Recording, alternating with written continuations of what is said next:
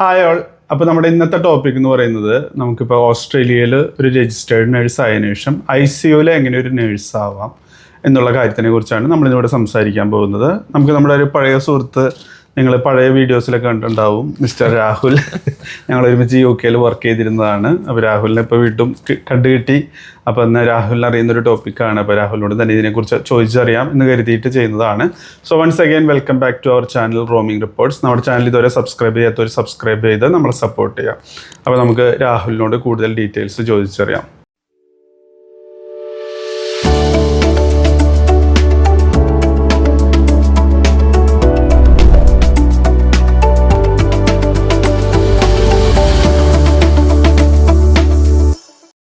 Hi Rahul. Hi. First just ഒന്ന് രാഹുലിനെ കുറിച്ചൊരു ഇൻട്രൊഡക്ഷൻ ഒന്ന് പറയാം. ഹായ്, എൻ്റെ പേര് രാഹുൽ. ടിൻഡോ പറഞ്ഞ പോലെ ഞാനും ടിൻഡോയും UK ഒരുമിച്ച് വർക്ക് ചെയ്തതാണ് NHS ലെസ്റ്ററിൽ.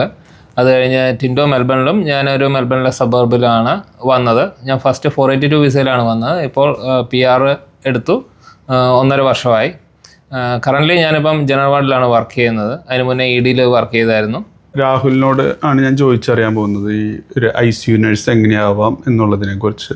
ഇപ്പോൾ രാഹുൽ പറഞ്ഞു രാഹുൽ ജനറൽ വാർഡിൽ വർക്ക് ചെയ്യുന്നു, പക്ഷേ എങ്ങനെ ICUവിൻ്റെ കാര്യങ്ങൾ എങ്ങനെ അറിയാം രാഹുലിന്? ICUവിലെ കാര്യങ്ങൾ, എൻ്റെ വൈഫ് ICU നേഴ്സാണ്. അതുപോലെ തന്നെ എൻ്റെ പല ഫ്രണ്ട്സും ട്രാൻസിഷൻ ടു ICU ചെയ്ത ആൾക്കാരുണ്ട്. അപ്പോൾ അവരോടൊക്കെ ഞാൻ കാര്യങ്ങൾ ചോദിച്ച് അറിഞ്ഞിട്ടുള്ളതാണ്. ഓക്കെ. അപ്പോൾ നമുക്കിപ്പോൾ ഒരു ICUവിൽ ഇപ്പോൾ നമുക്കറിയാം, ഇപ്പോൾ ഒരു ഇന്ത്യ അല്ലെങ്കിൽ ഗൾഫ് അല്ലെങ്കിൽ UK എന്നുള്ളൊരു വരുന്നൊരു നേഴ്സിന് ഇവിടെ ICUവിൽ ഇപ്പോൾ ഡയറക്റ്റ് ഒരു നേഴ്സായിട്ട് വർക്ക് ചെയ്യാൻ അങ്ങനെ ഓപ്ഷൻസ് ഉണ്ടോ? ജസ്റ്റ് അവിടെ നിന്ന് ഇൻ്റർവ്യൂ എടുത്ത് വന്നാൽ? അവിടെ നിന്ന് ഇൻ്റർവ്യൂ എടുത്ത ഇവിടുത്തെ പല ഹോസ്പിറ്റൽ ഗ്രൂപ്പ്സും പബ്ലിക്കും പ്രൈവറ്റും ഡയറക്റ്റ് ഇൻ്റർനാഷണൽ റിക്രൂട്ട്മെൻറ്റ് ചെയ്യുമ്പോൾ അവർ ഡയറക്റ്റ് തന്നെ ICUവിലേക്ക് എടുക്കാറുണ്ട്. ICU ബാക്ക്ഗ്രൗണ്ട് ഉള്ളവർക്ക്, ഈവൻ CCRN കോഴ്സ് പാസ്സാകാത്തവർക്കും ഡയറക്റ്റ് ICUവിലേക്ക് പോകാം. എന്നാൽ അതല്ല, നമ്മൾ വേറൊരു ഡിപ്പാർട്ട്മെൻറ്റിലാണ് ഓസ്ട്രേലിയ വന്നതെങ്കിൽ നമുക്ക് ICUവിലേക്ക് പിന്നെ കയറണമെങ്കിൽ അവരുടെ ട്രാൻസിഷൻ ടു സ്പെഷ്യാലിറ്റി പ്രോഗ്രാം, അത് മിക്ക ഹോസ്പിറ്റലുകാരും അവരുടെ ഇൻറ്റേർണൽ ജോബ് സെർച്ചിൽ അഡ്വർടൈസ്മെൻറ്റ് ചെയ്യാറുണ്ട്, ഇല്ലേ അവിടുത്തെ എഡ്യൂക്കേറ്റേഴ്സ് പറയാറുണ്ട്. അപ്പോൾ വൺസ് നിങ്ങൾക്കൊരു ICU ബാക്ക്ഗ്രൗണ്ട് ഉണ്ടെങ്കിൽ നിങ്ങൾ ഇൻട്രസ്റ്റ് പറയുവാണെങ്കിൽ അവർ യൂഷ്വലി ഇൻ്റർവ്യൂ കണ്ടക്ട് ചെയ്യുകയും നിങ്ങളെ സെലക്ട് ചെയ്യുകയും ചെയ്യുന്നതാണ്. അതല്ലാതെ നിങ്ങൾക്കൊരു ഹോസ്പിറ്റൽ ട്രസ്റ്റിൽ നിന്ന് വേറൊരു ഹോസ്പിറ്റലിലേക്ക് മാറണം, ഡയറക്റ്റ് ICUവിലേക്ക് പോകണമെങ്കിൽ നിലവിൽ സിറ്റി ഏരിയാസിൽ അത് വളരെ ദുഷ്കരമാണ്. ഫോർ എക്സാമ്പിൾ നമ്മുടെ റോയൽ മെൽബൺ അല്ലെങ്കിൽ ആൽഫ്രഡ് തുടങ്ങിയ ഹോസ്പിറ്റലിലൊക്കെ അവർ ഓൾറെഡി ICU സർട്ടിഫിക്കറ്റും ICU എക്സ്പീരിയൻസും CCRN കോഴ്സും പാസ്സായവർക്കൊക്കെയാണ് ഓപ്പർച്യൂണിറ്റി കൊടുക്കാറുള്ളത്. വളരെ വിരളമായിട്ട് തന്നെ ICU ബാക്ക്ഗ്രൗണ്ട് ഉള്ളവരെ അവരെടുത്ത്, പക്ഷേ അവർ ഒരു കണ്ടീഷൻ വെക്കാറുണ്ട്, വിത്തിൻ 1 ഇയർ ഇല്ല 1.5 ഇയറിൽ നിങ്ങൾ അവരുടെ CCRN സർട്ടിഫിക്കറ്റോ ഇല്ലെങ്കിൽ PG കോഴ്സോ കംപ്ലീറ്റ് ചെയ്യണമെന്ന് കോഷൻ വെക്കാറുണ്ട്. ഈ ഒരു പ്രോസസ്സ് ഇപ്പോൾ പറഞ്ഞില്ല, ഇങ്ങനെ ഇത്രയും കാര്യങ്ങളൊക്കെ ചെയ്യണം, അതെങ്ങനെയാണ് ജസ്റ്റ് ഒന്ന് ഡീറ്റെയിൽഡ് ആയിട്ട് അതിനെക്കുറിച്ചൊന്ന് പറയാൻ പറ്റുമോ? ഇപ്പോൾ സ്പെഷ്യാലിറ്റി പ്രോഗ്രാം എന്ന് പറയുന്ന TSP യൂഷ്വലി 6 മന്ത് ആയിരിക്കും. അതൊരു ഓൾറെഡി മറ്റു രാജ്യങ്ങൾ, ഇന്ത്യ, UK, അയർലൻഡ് തുടങ്ങിയിടത്ത് ICU എക്സ്പീരിയൻസ് ഉള്ളവർക്ക് വളരെ എളുപ്പം തന്നെ പഠിച്ചെടുക്കാവുന്ന ഒരു കാര്യമേ ഉള്ളൂ. മെയിൻലി ഇവിടുത്തെ ഒരു ICU സെറ്റപ്പും വലിയ ഡിഫറൻസ് നമുക്ക് മറ്റു രാജ്യങ്ങളിലും ഇവിടുത്തെ ICU തമ്മിൽ വലിയ ഡിഫറൻസ് ഇല്ല. ചെറിയ പോളിസികളും ചെറിയ കാര്യങ്ങളിലും പ്രൊസീജിയറിലും വ്യത്യാസം വരുന്നുള്ളൂ. അപ്പോൾ അവർ ഇവിടുത്തെ ഒരു പോളിസിയും കാര്യങ്ങളും അതുപോലെ തന്നെ 1-2 കേസുകളൊന്ന് ജസ്റ്റ് അസസ്മെൻറ്റ് ചെയ്യുന്ന രീതിയിലാണ് പഠിപ്പിക്കുന്നത്. അതിൻ്റെ എക്സാമും പറയുന്നത്ര വലിയ ടഫല്ല. എന്നാൽ TSP കഴിഞ്ഞിട്ട് പല ICUവും, ഫോർ എക്സാമ്പിൾ ഇവിടെ എൻ്റെ വൈഫ് വർക്ക് ചെയ്യുന്ന മൊണാഷ് ഹോസ്പിറ്റൽ, അവർക്ക് ICUവിൽ അവർക്ക് പല ഹോസ്പിറ്റലുണ്ട്. അതിൽ അവരുടെ ഒരു മേജർ ഹോസ്പിറ്റൽ ICU നിൽക്കുന്നവർക്ക് ഡെഫിനറ്റ്ലി പോസ്റ്റ് ഗ്രാജുവേഷൻ സർട്ടിഫിക്കറ്റ് വേണമെന്ന് നിർബന്ധമുള്ളതാണ്. അപ്പോൾ TSP കഴിഞ്ഞ് നമുക്ക് വെറുതെ കുറേ നാളത്തേക്ക് നിൽക്കാൻ പറ്റില്ല. അവർ മാക്സിമം 1 ഇയർ ഒക്കെ കഴിയുമ്പോൾ തന്നെ അവർ പറയും പോസ്റ്റ് ഗ്രാജുവേഷൻ എടുക്കാൻ. കാരണം പോസ്റ്റ് ഗ്രാജുവേഷൻ ഇല്ലാത്ത ഒരു സ്റ്റാഫും ആ ഡിപ്പാർട്ട്മെൻറ്റിൽ ഇല്ല. അപ്പോൾ നമ്മൾ ഇവഞ്ച്വലി നമ്മൾ പോസ്റ്റ് ഗ്രാജുവേഷൻ സർട്ടിഫിക്കറ്റ് എടുത്തേ പറ്റത്തുള്ളൂ. ഗ്രാജുവേഷൻ സ്റ്റഡീസ് 1 ഇയർ ആയിരിക്കും, അത് 2 സെമസ്റ്റർ ആയിട്ട് വരും. നമുക്ക് PR ഉണ്ടെങ്കിൽ കോമൺവെൽത്ത് സപ്പോർട്ട് വരും. അതായത് നമ്മൾ $2,000 മാത്രം പേ ചെയ്ത് ബാക്കി അറൗണ്ട് $8,000 ഹോസ്പിറ്റൽ പേ ചെയ്യുന്നതാണ്. നമുക്ക് PR ഇല്ലെങ്കിൽ നമുക്ക് $10,000 to $12,000 നമ്മുടെ കയ്യിൽ നിന്ന് തന്നെ പേ ചെയ്യണം. അത് യൂഷ്വലി ആരും അതിന് പോകാറില്ല. ഈവൻ ഹോസ്പിറ്റലുകാർ തന്നെ പറയുന്നത് വൺസ് PR കിട്ടിക്കഴിഞ്ഞിട്ട് നിങ്ങൾ പോസ്റ്റ് ഗ്രാജുവേഷൻ അപ്ലൈ ചെയ്യുക എന്നതാണ്.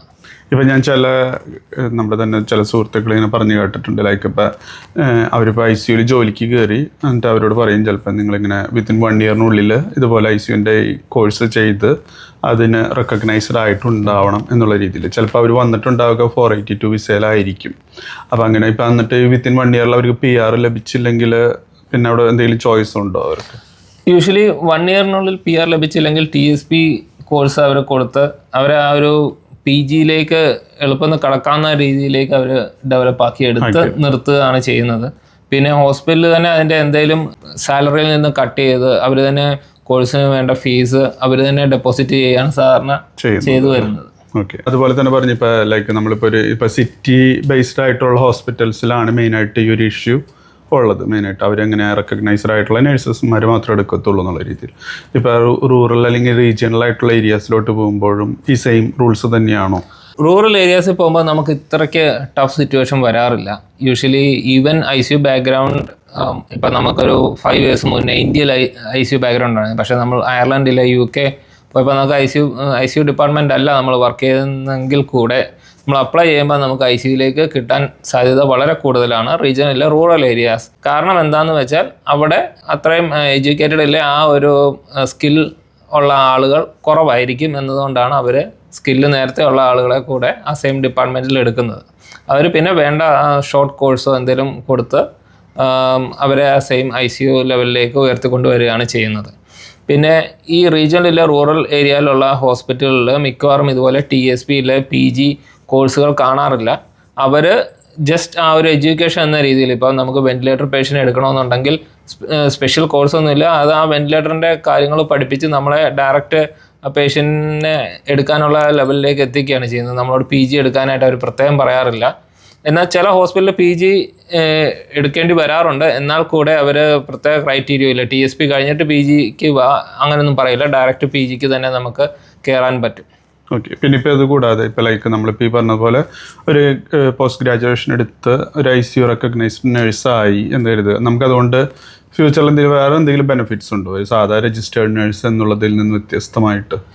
തീർച്ചയായും. അതിപ്പം എബ്രോഡ് വർക്ക് ചെയ്യുന്ന എല്ലാവർക്കും അറിയാം. നമുക്ക് സർട്ടിഫിക്കേഷൻ കൂടുന്നതനുസരിച്ച് നമുക്ക് പൊസിഷനുകളിൽ അപ്ലൈ ചെയ്യാം. ഫോർ എക്സാമ്പിൾ ICUവിൽ ഇപ്പോൾ നമുക്ക് ഫ്ലോട്ട് നേഴ്സ് അല്ലെങ്കിൽ ഇൻചാർജ് ലെവലിലേക്ക് മാറാം. അതുപോലെ പോസ്റ്റ് ഗ്രാജുവേഷൻ കഴിഞ്ഞ് അതിൻ്റെ മാസ്റ്റേഴ്സ് ലെവലുണ്ട്. മാസ്റ്റേഴ്സ് ലെവൽ എടുത്താൽ നമ്മൾ മാനേജർ പോസ്റ്റിലെ എഡ്യൂക്കേഷൻ ക്ലിനിക്കൽ സപ്പോർട്ട് നേഴ്സ് തുടങ്ങിയ പോസ്റ്റുകളിലേക്ക് നമുക്ക് അപ്ലൈ ചെയ്യാനുള്ള ഓപ്ഷൻസ് ഉണ്ട്. പിന്നെ എനിക്ക് തോന്നുന്നു അതുപോലെ തന്നെ ഇവിടെ മിക്ക ഹോസ്പിറ്റലും ICU നേഴ്സ് ആണെങ്കിൽ 12 hour ഷിഫ്റ്റ്സ് കൂടുതലായിട്ട് അവൈലബിൾ ആണെന്ന്. അങ്ങനെയുണ്ടോ? 12 hour ഷിഫ്റ്റ് പല നേഴ്സുമാർക്കും പല അഭിപ്രായമാണ്. ഞാനൊക്കെ 12 hours ഇഷ്ടപ്പെടുന്ന ആളാണ്. കാരണം നമുക്ക് ആഴ്ചയിൽ 3 ഇല്ല 4 ദിവസം വർക്ക് ചെയ്തിട്ട് ബാക്കിയുള്ള ദിവസങ്ങൾ വെറുതെ ഇരിക്കാം. അപ്പം ICUയിലും EDയിലും മാത്രം ഉള്ള ഒരു ഓപ്ഷനാണ് 12 hours. പക്ഷേ ഇപ്പോൾ മിക്ക EDയിലും അത് 8 hours ആക്കി. കാരണം വർക്ക് ലോഡും സ്റ്റാഫ് ബേൺ ഔട്ട് ആവുന്നതൊക്കെ ഒഴിവാക്കാൻ വേണ്ടിയിട്ട്.